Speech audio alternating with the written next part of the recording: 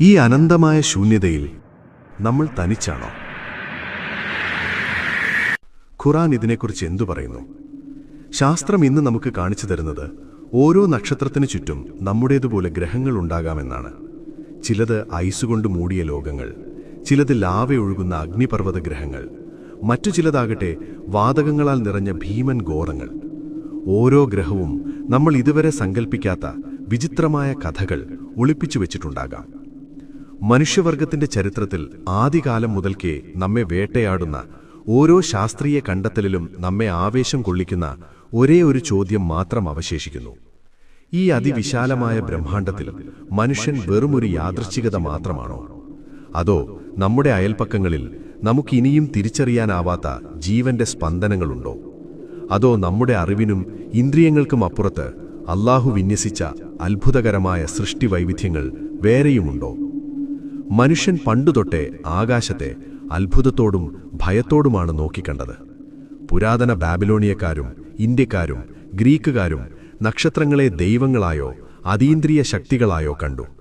എന്നാൽ ഇസ്ലാമിക സുവർണ കാലഘട്ടത്തിലെ പണ്ഡിതന്മാർ ഒരു വലിയ വിപ്ലവം സൃഷ്ടിച്ചു. അൽ ബിറൂണിയെയും ഇബ്നുൽ ഹൈഥമിനെയും പോലുള്ളവർ പ്രപഞ്ചത്തെ കേവലം മിത്തുകളിലൂടെയല്ല, മറിച്ച് ഗണിതശാസ്ത്രപരമായും യുക്തിഭദ്രമായും നിരീക്ഷിക്കാൻ ലോകത്തെ പഠിപ്പിച്ചു. പ്രപഞ്ചം നിശ്ചലമല്ലെന്നും അത് നിരന്തരമായ മാറ്റങ്ങൾക്ക് വിധേയമാണെന്നും അവർ ആധുനിക ശാസ്ത്രത്തിന് നൂറ്റാണ്ടുകൾക്ക് മുൻപേ തിരിച്ചറിഞ്ഞു. അൽ മസൂദിയെപ്പോലെയുള്ള സഞ്ചാരികൾ തങ്ങളുടെ മുറൂജുദ്ദഹബ് പോലുള്ള കൃതികളിൽ പ്രപഞ്ചത്തിന്റെ അതിശയകരമായ വിസ്തൃതിയെക്കുറിച്ച് നിഗൂഢമായ രഹസ്യങ്ങൾ രേഖപ്പെടുത്തിയിട്ടുണ്ട്. ഇന്ന് ശാസ്ത്രം അതിന്റെ സുവർണ കാലഘട്ടത്തിന്റെ നെറുകയിലാണ്.